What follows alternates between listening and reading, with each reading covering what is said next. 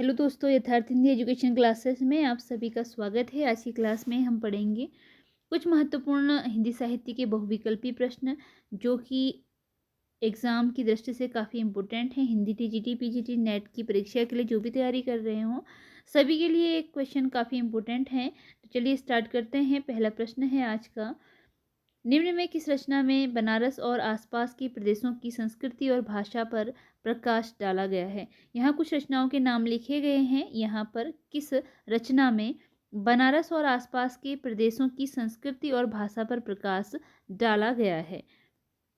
Option है उक्ति व्यक्ति प्रकरण, कुवलई माला कहा, वर्ण रत्नाकर, राउल वेल।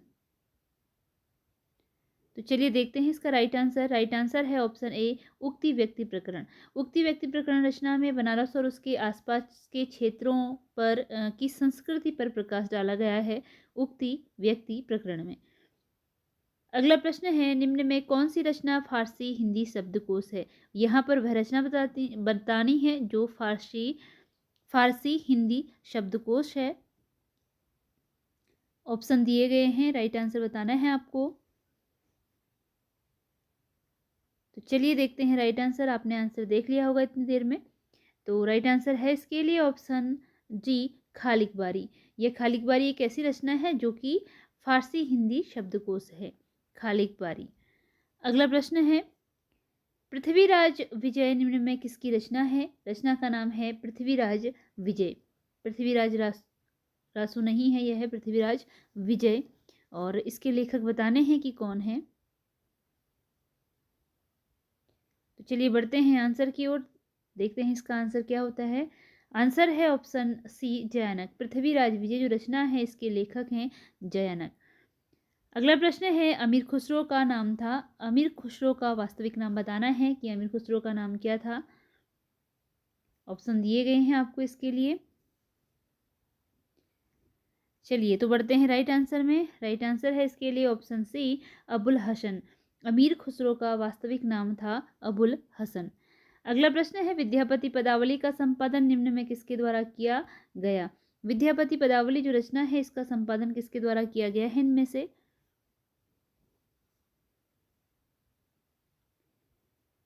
चलिए देखते हैं राइट आंसर क्या है। राइट आंसर है ऑप्शन बी, राम वृक्ष बेनीपुरी के द्वारा विद्यापति पदावली का संपादन किया गया है, राम वृक्ष बेनीपुरी द्वारा।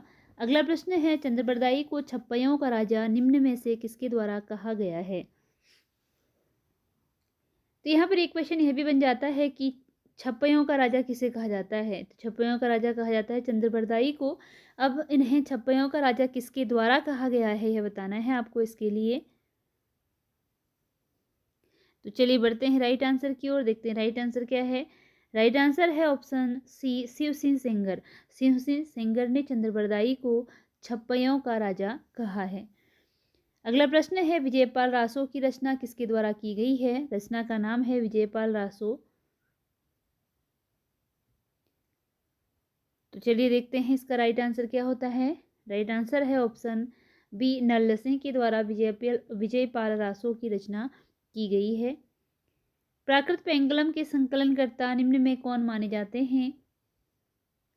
प्राकृत पेंगलम के संकलनकर्ता इनमें कौन माने जाते हैं। देखते हैं इसका राइट आंसर। राइट आंसर है ऑप्शन ए, लक्ष्मीधर। प्राकृत पेंगलम के संकलनकर्ता माने गए हैं लक्ष्मीधर। अगला प्रश्न है, जीव दयारास के लेखक हैं इनमें से कौन है जो कि जीव दयारास के लेखक हैं। राइट आंसर है इसके लिए ऑप्शन डी, आसगु कवि जो हैं यह जीव दयारास के लेखक हैं। आदिकाल का नामकरण बीजोपन काल नाम से किसने किया। आदिकाल के नामकरण अलग अलग किए गए हैं, अलग अलग विद्वानों ने अलग अलग नाम दिया है। तो बीजोपन काल नाम किसने दिया है यहाँ पर यह बताना है। राइट आंसर है इसके लिए ऑप्शन ए, महावीर प्रसाद द्विवेदी ने आदिकाल को बीजोपन काल कहा है। अगला प्रश्न है, भाषा काव्य संग्रह के लेखक कौन हैं। भाषा काव्य संग्रह के लेखक बताने हैं। देखते हैं इसका राइट आंसर। राइट आंसर है ऑप्शन सी महेश दत्त शुक्ल। भाषा काव्य संग्रह के लेखक हैं महेश दत्त शुक्ल। अगला प्रश्न है कविता कौमुदी निम्न में किसकी रचना है? कविता कौमुदी के लेखक बताने हैं। तो चलिए बढ़ते हैं राइट आंसर की ओर। राइट आंसर है ऑप्शन डी राम नरेश त्रिपाठी। कविता कौमुदी के लेखक हैं राम नरेश त्रिपाठी। अगला प्रश्न है मिश्र बंधु विनोद में कितने कवियों को शामिल किया गया है? रचना का नाम है मिश्र बंधु विनोद। इसमें कितने कवियों को शामिल किया गया है? देखते हैं इसका राइट आंसर। राइट आंसर है ऑप्शन ए 4591 कवियों को मिश्र बंधु विनोद में शामिल किया गया है। अगला प्रश्न है आचार्य रामचंद्र शुक्ल जी ने इतिहास लेखन की किस पद्धति को अपनाया है? शुक्ल जी के द्वारा इतिहास लेखन की कौन सी पद्धति अपनाई गई है? चलिए बढ़ते हैं आंसर की ओर। देखते हैं आंसर क्या है। आंसर है ऑप्शन डी विधेयवादी पद्धति। शुक्ल जी ने साहित्य लेखन की विधेयवादी पद्धति को अपनाया है। ऑप्शन डी इसके लिए राइट आंसर है। अगला प्रश्न है the modern vernacular literature of Hindustan में संपूर्ण रचना को कितने अध्याय में विभक्त किया गया है? जो इतिहास ग्रंथ है the modern vernacular literature of Hindustan, यह पूरी रचना कितने भागों में विभक्त है, कितने अध्यायों में विभक्त है, यहाँ बताना है। तो चलिए देखते हैं इसके लिए राइट आंसर। राइट आंसर है option B 11। The modern vernacular literature of Hindustan जो रचना है पूर्ण रूप से 11 भागों में विभक्त है। अगला प्रश्न है भक्तिकालीन कवि रविदास का जन्म वर्ष निम्न में से है? भक्तिकाल के कवि रविदास का यानी कि रैदास का जन्म वर्ष इनमें से कौन सा है? देखते हैं इसका राइट आंसर। राइट आंसर ऑप्शन बी है 1388 ईस्वी इनका जन्म वर्ष है। अगला प्रश्न है जायसी की रचना आखिरी कलाम में निम्न में किस शासक की प्रशंसा मिलती है? जायसी की रचना है आखिरी कलाम, इसमें किस शासक की प्रशंसा मिलती है?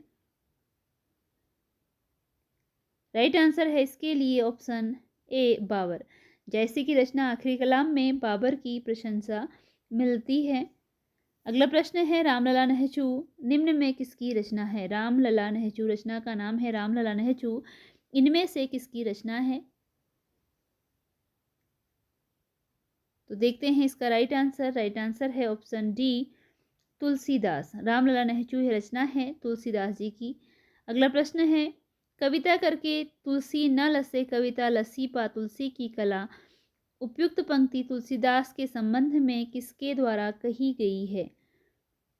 कविता करके तुलसी न लसे कविता लसी पा तुलसी की कला, यह पंक्ति किसके द्वारा कही गई है?